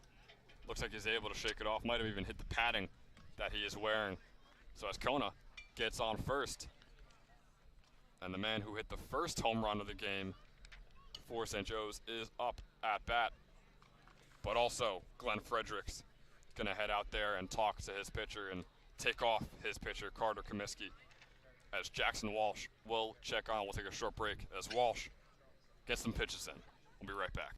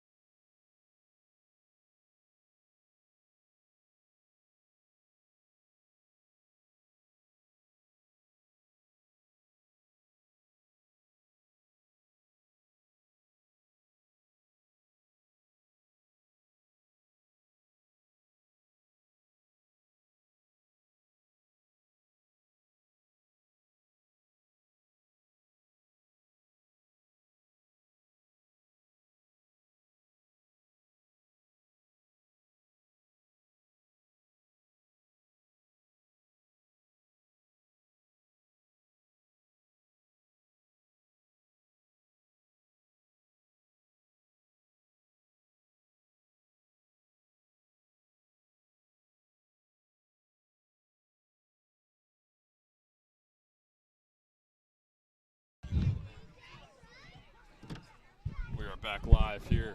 Will Ramsey up at the plate. Jackson Walsh in, has not let up a single earned run in over 20 innings pitched, as well as only 7 hits. And this first one against Ramsey is a strikeout, 1 count. Yeah, so another inside source from the great Jim Mulvaney. I mean, we were just dropping bombs today. That'll be it for Mike DeSilva today. Great job out of him, 2 innings pitched with no earned runs, but that'll bring in Brian Rios, I believe, for the rest of the game. So St. Joe's going through arguably some of their best pitchers besides Jimmy so far in this game, despite a 7-0 lead. It's an interesting decision there by Coach Murray, but then again, all these guys should be able to be used later on in the postseason since they're only pitching 2 or 3 innings each. That swing is high and another foul ball there for Ramsey. Yeah, the GMC semifinal on Saturday, so it is Wednesday right now, so it does feel like DeSilva and Freeman will be ready for Saturday if needed. Ramsey 1 for 2 on the day. Obviously that one being the homer.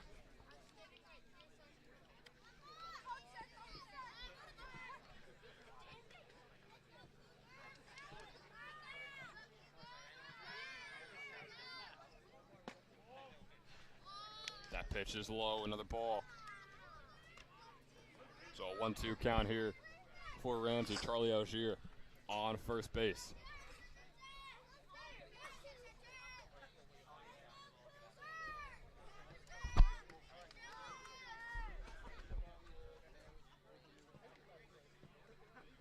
Swing and a miss there for Ramsey. And that'll do it for the 5th inning. St. Joe's keeping the hot streak going. The Falcons lead 7-0. And Brian Rios will be on the mound when we come back for the top of the 6th.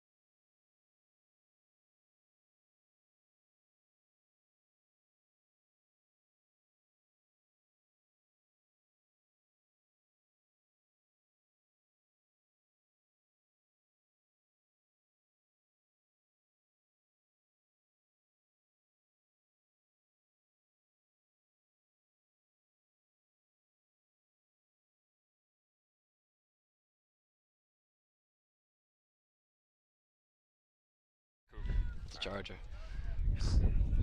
And we welcome you back for the bottom of the 6th inning. Now Brian Rios up on the mound for St. Joe's will start off his count a little too high. Yeah, and Rios, excellent control and excellent stuff as well. Bit different from De Silva and Freeman for these batters, so they're going through every sort of pitcher here today. That one's popped up Over to Del Vecchio. He'll call it and make the catch. That'll be one down.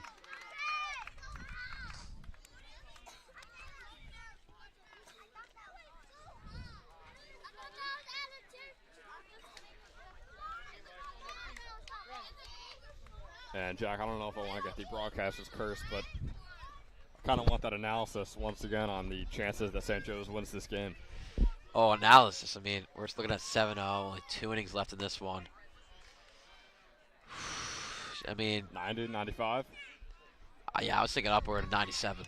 Oh man, that is might as well be a guarantee. Might as well. That one's in there. 2 strikes in a row. Very hard fastballs from Rios, so 0-2. Yeah, we're only 3 pitches in, and Rios has an out and 2 strikes, so very early on in his game so far, but very impressive start. Orth takes that one on the outside corner, so 1-2 now.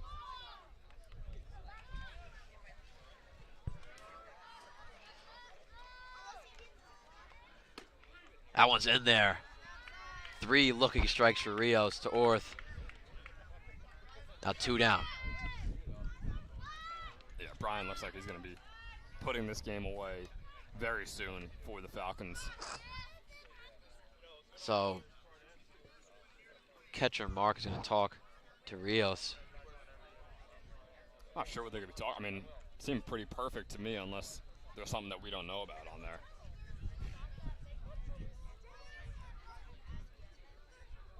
Spotswood is at the top of the order here. So they're going to have a miracle happen. I would assume that it has to start right now. Although they already have 2 outs. That one in there. Quick 0-1 for Rios.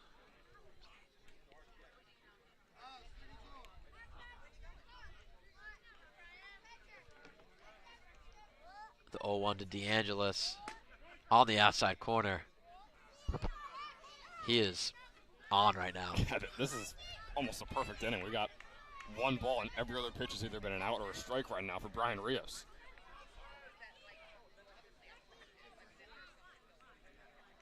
The 0-2, just a little outside.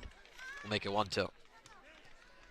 Rios, Felician commit, similar to Jackson Walsh, who is currently the pitcher right now for Spotswood. So pretty cool storyline right there. 1-2 again outside. Still 2-2. Rios so far this season, to be completely honest, not the greatest. Definitely not as good as he played last year. 17 innings pitched, 26 hits, almost a 5 ERA, as well as 16 strikeouts. That one's fouled out of the park. Also, do have to keep in mind for Rios that he did have mono about halfway through the season. Has been mostly playing through it. It's kind of a condition that's hard to get away from. Takes at least a month to get fully back, so hasn't been a month since then. Again, fouled off. Boy, I mean, it's a good thing that Monroe game ended because Spotswood is just rocketing balls into that field over there.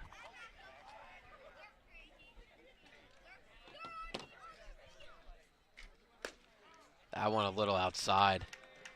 So, an 0-2 count to start. DeAngelis brought it all the way back to 3-2 here. Still 2 outs.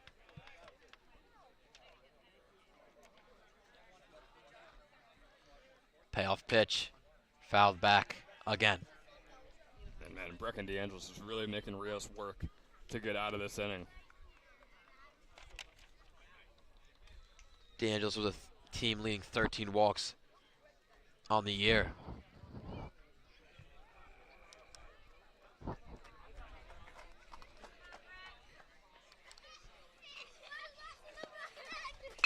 Full count. That one is a single over the middle. 2 out single for DeAngelis. We'll put up Comiskey. All right, so it was about to be a perfect inning for Rios. Comes to a close by DeAngelis. Still very unlikely that Spotswood will be able to get some runs on the board, but like I said, they're at the top of the order right there. There are 2 outs on the board, but Casey Comiskey up at bat. He's had an excellent game so far. He's going to have to keep that going if they have any hope of keeping their GMC title hopes alive.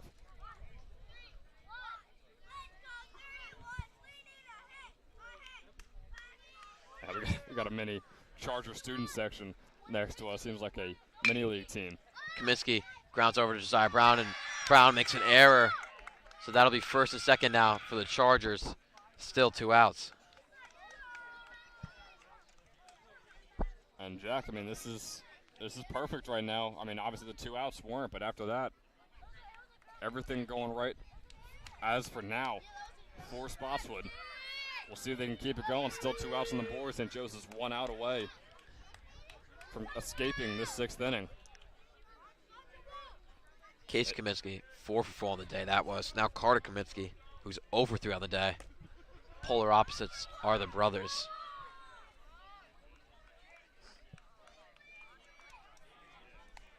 I also imagine, though, it is tough to get in the hitter mindset, especially for Carter, who is on the mound, so you kind of swap in between each mindset.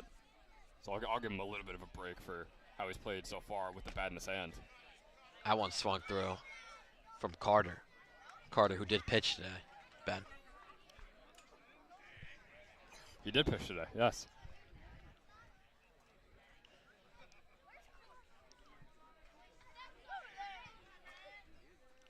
Oh, one a little too outside. I'll make it 1-1.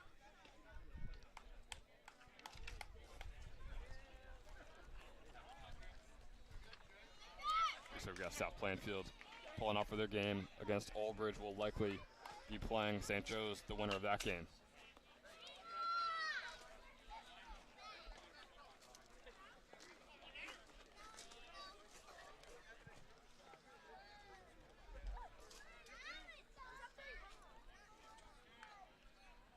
Rios up to 20 pitches in this inning. That's first and second, 2 outs, 2-2. Just a little outside. Rios thought that one was it. Kind of started walking off the mound, but gonna have to stay in it for this full count. It's been a long top of the 6th right now for Rios, over 20 pitches now, although he started it off with 2 quick outs. So the payoff pitch is swung on and missed by Carter Kaminsky. Pretty solid inning there by Rios. Strands 2 runners. St. Joe's trying to add some more insurance in the bottom of the 6th.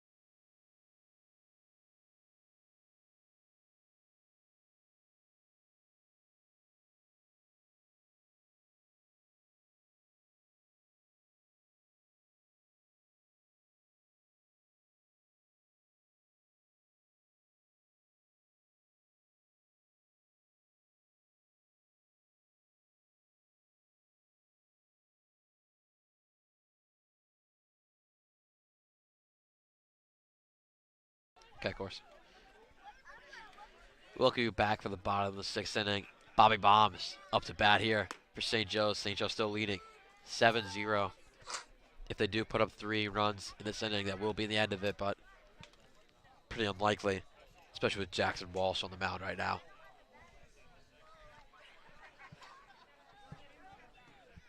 Hey, we haven't seen any bombs just yet from Bobby. He's 2 for 2 on the day. No bombs, so I'm hoping for one here, Jack.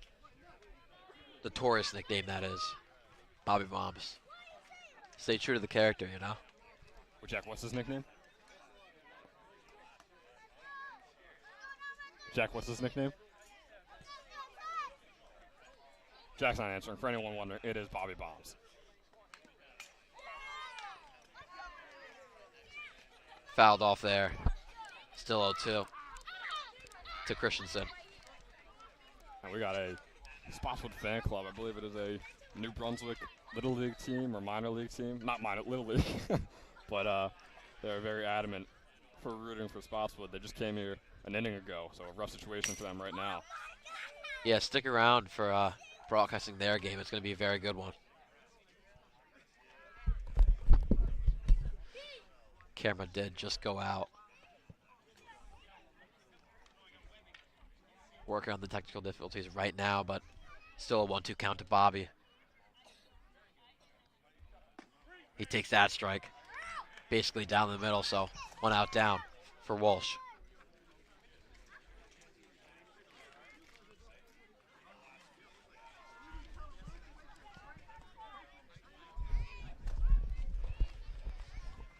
I'm not going to lie, Jack. I feel like a jack of all trades right now. I mean, working the score that you see on the bottom left of your screen, fixing the camera. I would say a double-digit amount of times right now. Doing excellent on the broadcasting, I might say. It's a pretty good day for Ben Chadwick, Jack. You know, you do say jack of all trades, but there's a reason my name is in there, because I am the jack of all trades. So, sorry, burst your bubble. But Mark Giulici up now has an 0-1 count. Having a pretty average day for Mark, 2 for 3 with 2 singles. Yeah, and it sounds like we're joking, but I mean, literally, Mark is 666 with an average on the day, and on the season, he's 627. So it quite literally is an average day here for Mark Giulici. That one's fouled off. So 1-2 now.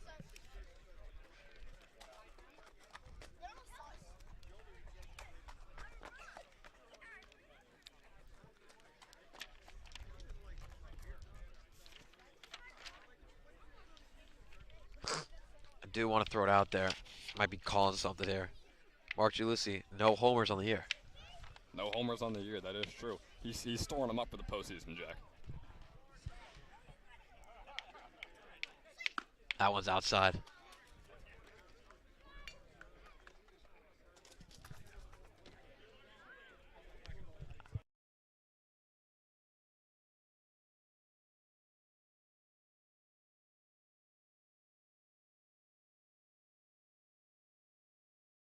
Yeah, okay, just go. That one's a fair ball down the third base line. Going over to second is Mark, and he'll be in there safely. Might be rounding third, and he is going to third. Looking for the triple, and it's way out. Bad judgment there by Mark. So that'll be 2 down now for Walsh. You know what, Jack? I'm going to give Mark the benefit of the doubt. I think Mark just wanted to get out of this game as quick as possible. So he was just like, you know what, let me get an out. If I don't get an out, I'll score a run and just go all the way around like I did in my very first at-bat. So, yeah, I don't think it was a lapse of judgment. I think Mark was just wanting to escape this game and start prepping for Old Bridge or South Plainfield. Yeah, I do want to retract on my statement. Mark has hit a homer this year. So that is on me. I don't want to, be in trouble with Mark or the Giulici family. Italians could be very scary. Yeah, I mean, talk about a lapse of judgment. Talking about Mark with his base running, I think the lapse of judgment was made right here looking at our roster sheet. That you did make, Jack. I'll put that in there as well. So, I don't know, improve, try harder next time with the rosters, but something's got to change, man, because I might be getting Lorenz on the broadcast. Maybe Will Kwiatkowski will come over from the dugout, but I don't know, man. You just might not be cutting it now. See, that's when I come in and I say, I'll bring Saketh on, take you out. You're just a little too good, I appreciate that. You talk about being scared of Italians. Ned Rossi currently not here at the moment shooting video. I know he will be here on Friday or Saturday, I believe. So finally shooting some video for baseball. He shot a video yesterday for lacrosse when St. Joe's faced off against Monroe. Yeah, something that's not cutting it is definitely Ned Rossi. I mean, Luce films, what is that, 0 videos on the spring season? 0 videos in the spring. I mean, we got 25 for basketball. And then spring rolls around and Ned just disappears. You know, he makes the excuses, oh, I'm going to a film festival in Orlando. That is just completely false. I know for a fact Ned has not been going to any film festivals. He's just gotten lazy. That's what's going on right now.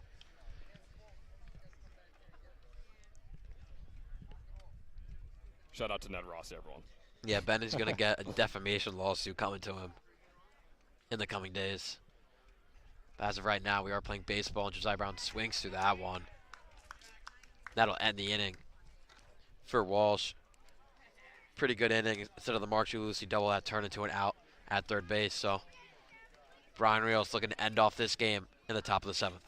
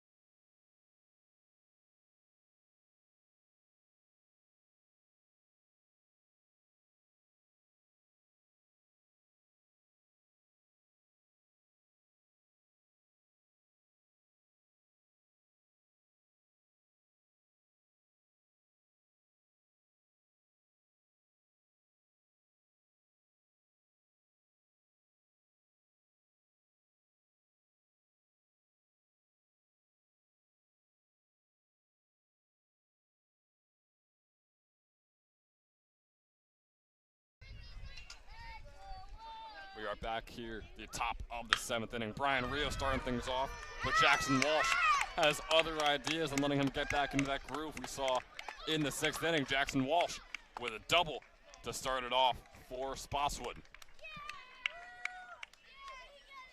So, man, I mean, Jack, I would ask for analysis and the prediction here. I mean, we're the top of the 7th, down 7-0. You got a man on second. What are the chances that Spotswood comes back in this game, Jack? Chance upwards of 90, right? I think they could definitely come back and win this one. Upwards of 90? Yeah. So you think there's a 10% chance that St. Joe's wins this game? Yeah, about that. All right. Chris Buttiglieri up at the plate. This one swung on right over to Bobby Christensen. Christensen able to make the play. It's a bit of a sacrifice there, getting Walsh onto third base, but getting the first out. 2 more outs for Brian Rios and St. Joe's, and they are moving on to the GMC semifinal.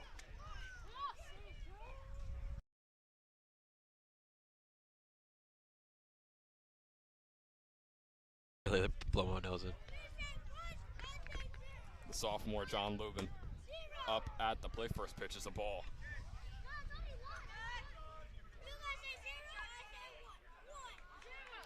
Lubin 0 for 3 on the day with 2 strikeouts.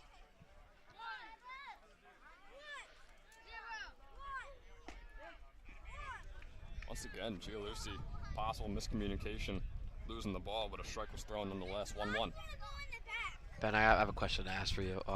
Since I'm seeing these Little League kids, and it brings me back to my days, have you ever had fried Oreos? I have not. Usually they are in peanut oil, so I've never been allowed to have fried Oreos. Jack, I'll take your word for them. How good are they? Oh, man. I mean, back when I used to play Little League travel ball, you know, in the elementary school, I used to go to these 4 tournaments, and they had them, the fried Oreos, and I mean, that's the only thing I would care for. I wouldn't even care for the game. I wouldn't care for seeing my friends. I just care to get those fried Oreos after the game. 1-2 count turns into another strikeout for John Lubin. And Jack, I'll ask you, do you feel the fried Oreos improved your game when you had it out there, or made you a bit worse? I mean, 1,000%. I mean, this is why I was a better hitter, you know, than Will in elementary and middle school. You know, he just kind of took a little step in high school. I got a lapse of judgment during high school, but I mean, before then, I mean, I was just miles better than Will. We got Sean Lennon up at the plate, another sophomore. First pitch is a strike for Brian Rios. You know, we might have to test that one day. Maybe we'll have a hitting competition, get Will out there, and have you fresh off of, say, 10, 15 fried Oreos deep, and see who really is the better baseball player. Second pitch by Rios. Once again, another strike, 0-2 count with 2 outs. St. Joe's is a pitch away from moving on. Yeah, I don't know what was in those fried Oreos. Not quite yet. 1-2 count now for Sean Lennon.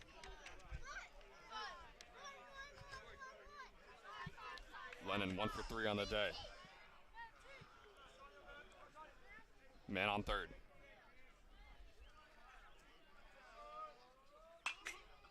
And a foul ball hitting the top of the cage.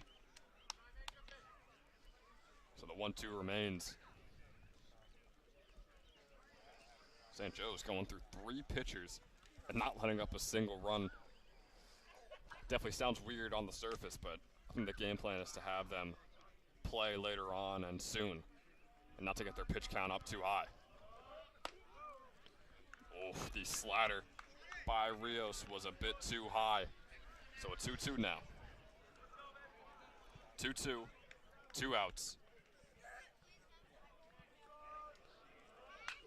Swung on, top of the fence once again. Very anticlimactic finish. Really making St. Joe's work for this win here in the top of the 7th.